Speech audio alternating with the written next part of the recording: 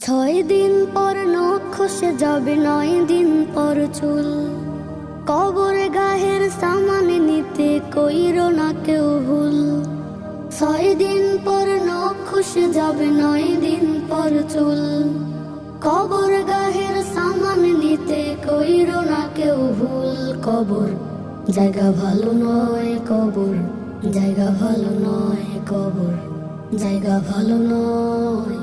আমল দিয়ে কবর গৃহ সাজিয়ে নিতে হয়, কবর জায়গা ভালো নয়। আমল দিয়ে কবর গৃহ সাজিয়ে নিতে হয়। 17 দিন পেট ফেটে শেষ পোকার খাদ্য হবে। 60 দিন পর গোশ থাকবে না, কঙ্কাল পরে রবে।